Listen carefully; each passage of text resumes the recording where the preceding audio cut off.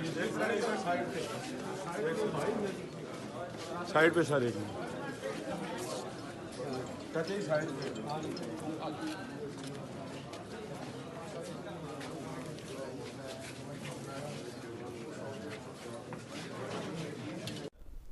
बिस्मिल्लाहिर्रहमानिर्रहीम। अस्सलाम वालेकुम नाजरीन, मैं हूं साकिब बशीर। नाजरीन, आज एक दफ़ा फिर बात करेंगे हम नूर मुकद्दम कत्ल केस से मुतल्लिक़ा। और आज सवालात हैं, 10 सवालात हैं, ये मुख्तलिफ जो हमारे देखने वाले हैं उन्होंने भेजे हैं, तो उन सवालात के जवाबात मैं देने की कोशिश करूँगा।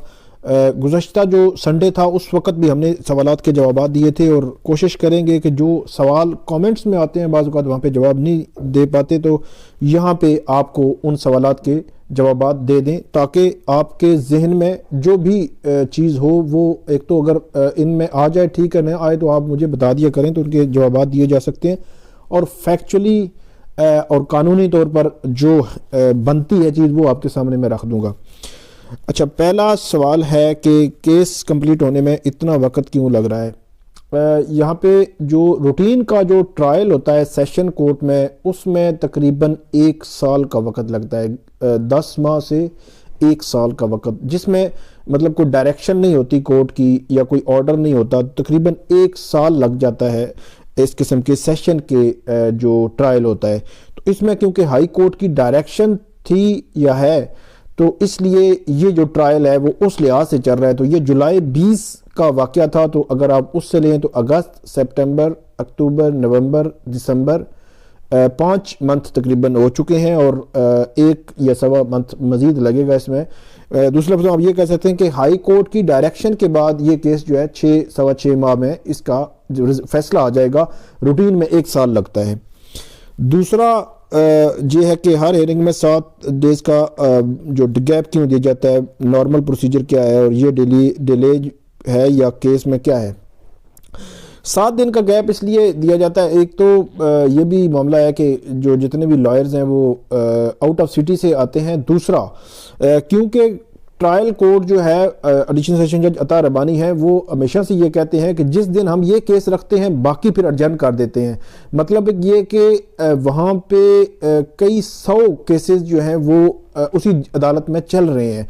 तो डेफिनेटली ये केस तो चले मीडिया में रिपोर्ट हो रहा होता है, वहाँ पे बहुत सारे, क्योंकि जेंडर बेस्ड वायलेंस की अगेंस्ट जितने भी केसेस हैं उसके हवाले से वो सारे केसेस वहाँ पे आते हैं, और सारे केसेस ही बड़ी अहमियत के हामिल होते हैं। कुछ की डिटेल्स मैंने आपको शेयर भी की थी। तो इसलिए वो बहुत इम्पॉर्टेंट अदालत है। तो अदालत फिर 7 दिन में से एक तो आप छुट्टी संडे की निकाल दें, 6 बच गए, 6 में से एक दिन जो है इस केस के लिए, एक दिन उस्मान मिर्जा के केस के लिए रख रहे हैं।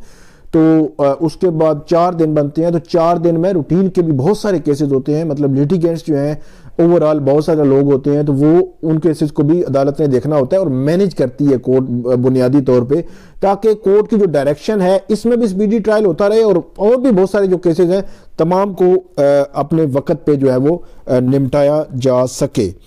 उसके बाद जो सवाल है तीसरा कि डिफेंस ने इंसैनिटी प्ली की इतनी लेट क्यों ली। इस हवाले से मुख्तलिफ जो कानूनी माहिरीन है, मेरी उनसे बात हुई, उन्होंने कहा कि आप किसी भी लेवल पे इंसैनिटी प्ली जो है वो ले सकते हैं। अगर आप जल्दी लेंगे तो वो लेनी चाहिए, मतलब अगर बंदे को मसला है तो उसकी इंसैनिटी प्ली जल्दी ले लेनी चाहिए। लेकिन अगर बाद में भी ली है तो उसमें कोई इशू नहीं है, लेकिन आपने ये साबित करना है कि इस बंदे की इंसैनिटी जो प्ली आपने ली है इसको साबित करना है। और साबित जो है वो किसी माहिर कानून जो है उनसे मेरी बात हो रही थी, तो उन्होंने कहा कि आपने ये साबित करना है कि 24 घंटे बंदा जो है वो इसी सिचुएशन में रहता है, या ये है कि अगर आप ये भी साबित करें कि थोड़ा वक्त के लिए रहता है और ज़्यादा वक्त ठीक रहता है, कुछ वक्त के लिए मसला रहता है, तो फिर भी जो है वो उसको हो सकता है वो रिलीफ ना मिल सके जो इंसैनिटी में मिलता है। तो इसलिए इंसैनिटी में मुकम्मल रिलीफ तब मिलेगा जब ये होगा। लेकिन इस केस में स्पेसिफिकली कोर्ट ने डिसाइड करना है कि पहले जो डिफेंस साइड है उसने अपना वर्जन देना है, प्रोसिक्यूशन ने अपना देना है, और जज साहब ने ये डिसाइड करना है इस पे मेडिकल बोर्ड बनता है या नहीं बनता, या क्या सिचुएशन है और क्या रिलीफ कितना मिल सकता है और कितना नहीं मिल सकता। दोनों चीज़ें जज साहब ने डिसाइड करनी है। असमत को बेल मिल गई थी, उसका अब इस केस में क्या कनेक्शन है। बेल जो होती है बुनियादी तौर पर जब केस शुरू होता है तो कोई जो अक्यूज्ड है उसका हक है कि वो बेल के लिए अप्लाई कर सकता है, वो जैसा भी अक्यूज हो।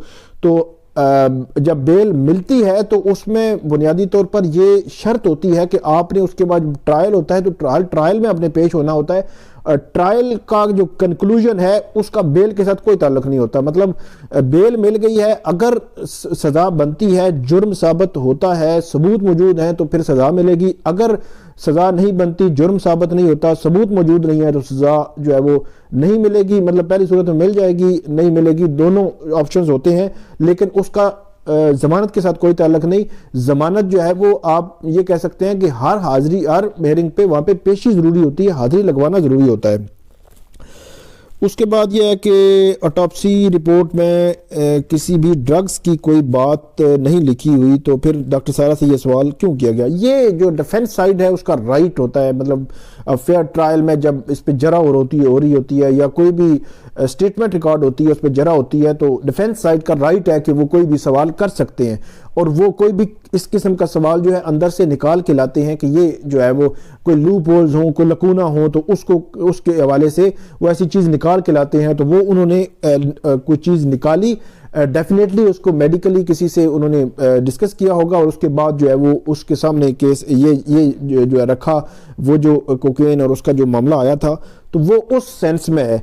सवाल करना उनका हक है, बाकी उस पर कंक्लूजन क्या होता है वो तो कोर्ट देख रही होती है, या आर्गूमेंट्स में चीज़ें आगे आएंगी कि क्या होता है। अल्टीमेटली आखिरी जो डिसीजन है वो कोर्ट का ही है। सवाल करना जो है वो डिफेंस साइड का हक है, या प्रोसिक्यूशन साइड भी सवाल कर सकती है। अच्छा, आगे अगर जो है वो जज साहब फैसला देते हैं कि मेडिकल बोर्ड की ज़रूरत नहीं है, तो डिफेंस आगे क्या, डिफेंस के पास जो है उसके बाद हाई कोर्ट में जाने का भी है, उसके पास रास्ता है। मतलब अगर ट्रायल कोर्ट कंसिडर नहीं करती थी या फिर हाई कोर्ट नहीं करती तो फिर सुप्रीम कोर्ट भी जा सकते हैं। मतलब ये उनके पास फोरम्स मौजूद हैं। मेडिकल बोर्ड अगर बने तो उसके आगे क्या प्रोसीजर है? मेडिकल बोर्ड का प्रोसीजर यही है कि वो हफ्ते 10 दिन मेडिकल जब कॉन्स्टिट्यूट हो जाएगा तो मेडिकल बोर्ड बन के उसको एग्जामिन करेगा और उसकी जो प्रीवियस हिस्ट्री भी देखेगा, सारी चीज़ें जो रेलेवेंट चीज़ें हैं वो प्रोसिक्यूशन सामने लेके आए या डिफेंस ने लाई है तो प्रोसिक्यूशन अपनी लाएगी, तो वो उसको देख के तो उसको एग्जामिन करके उसकी एक रिपोर्ट जो है वो अदालत के सामने पेश कर देगी।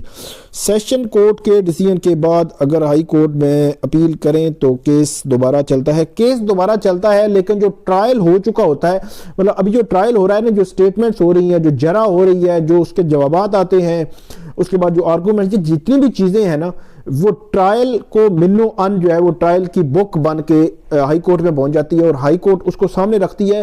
फिर जिस पार्टी के हक में, जिस पार्टी के अगेंस्ट हो, वही अपील में जाती है ज़्यादातर।